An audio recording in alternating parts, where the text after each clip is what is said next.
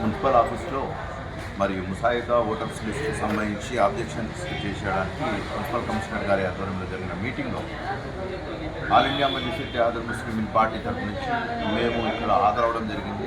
దాంట్లో వాడు ఇక్కడైతే ముసాయిదా ఓటర్ లిస్ట్ ఏదైతే పెట్టిందో నల్గొండకు సంబంధించిన దాదాపు అన్ని వార్డులలో తప్పుల తడకగా లిస్టు పెట్టారని చెప్పేసి మేము కొన్ని ఆబ్జెక్షన్స్ రేజ్ చేసినాం. దానికి సంబంధించి వాళ్ళకి నివేదిక కూడా సమర్పించాం. ఆబ్జెక్షన్స్లో ముఖ్యంగా ఏంటంటే బౌండరీస్ అనేది మ్యాపింగ్స్ అనేది పూర్తిగా డిఫరెన్స్ చేసేసారు.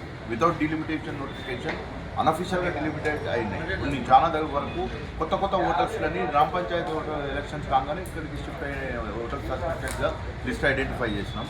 దాని కూడా ఒక ఆబ్జెక్షన్ ఉంది. ఇంకోటి ఏంటంటే ఈ సర్కులర్ ఏమన్నది ఏ ప్రాస్పెక్టస్ ఏముంది, ప్రొసీజర్ ఏమి ఇన్స్ట్రక్షన్స్ ఉంది ఈసీఐ నుంచి, ఆ ప్రొసీజర్ పూర్తిగా కంప్లై చేసినరా లేదా ఫాలో చేసినరా లేదా చూడడానికి ఆ సర్కులర్ కూడా పబ్లిక్ డొమైన్లో పెట్టాలి. దానికి సంబంధించిన కాపీస్ కూడా ఇవ్వాలి. ఇంకోటి ఓటర్ లిస్ట్కి సంబంధించి ఓన్లీ పేర్లు పెట్టారు, అడ్రస్ పెట్టారు, కానీ దాంట్లో ఫొటోస్ అనేది ఏం పెట్టలేదు. మరి వితౌట్ ఫోటోగ్రాఫ్ ఫిక్సింగ్ ఓటర్స్ ఎవరు సస్పెక్టెడ్గా ఉన్నారో, బోకర్స్ ఉన్నారో, ఇంపర్సనేట్ ఒకరి పేరు మీద ఓటర్ ఐడి ఉండి ఫోటో వేరే వాళ్ళది కూడా వచ్చింది ఇంపర్సనేషన్. మరి అలాంటి ఆబ్జెక్షన్స్ కూడా స్ట్రాంగ్గా మేము కండెమ్ చేసినాం.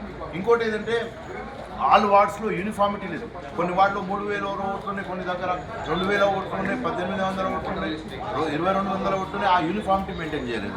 మరి ఇంకోటి ఏంటంటే హౌస్ నెంబర్ సిరీస్ గతంలో ఉన్న గజెట్ల ప్రకారం ఏదైతే హౌస్ నెంబర్స్ ఉండేదో ఆ హౌస్ నెంబర్ సిరీస్ పూర్తిగా డిఫరెంట్ చేసేసి వేరే వార్డులకు వచ్చినాయి. అంటే గొల్లగూడకు సంబంధించిన హౌస్ నెంబర్స్ దారుషఫాలు వచ్చినాయి, దారుషఫాకు సంబంధించిన పెద్దబండకు వచ్చినాయి, అలా రీషఫల్స్ చేసేసి మా తరపు నుంచి డిమాండ్ ఏంటంటే ఈ ఓటర్స్ ముసాయిదా లిస్ట్ ఏదైతే పెట్టారో దానికి సంబంధించి మాకు ఇంకా టైం ఎక్స్టెన్షన్ చేయాలి.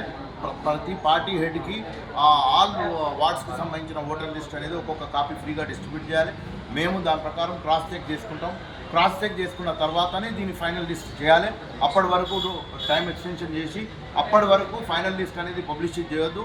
మరి తద్వారా ఇది ట్రాన్స్పరెంట్గా ఎలక్షన్స్ జరగడానికి వీలు ఉండేటట్టుగా ఇక్కడ ప్రక్రియ చేయాలని చెప్పేసి మేము ప్రభుత్వానికి, ఎలక్షన్ కమిషన్ ఆఫ్ ఇండియాకి, జిల్లా గౌరవ కలెక్టర్ గారికి, మున్సిపల్ కమిషనర్ గారికి అందరికీ డిమాండ్ చేస్తాం.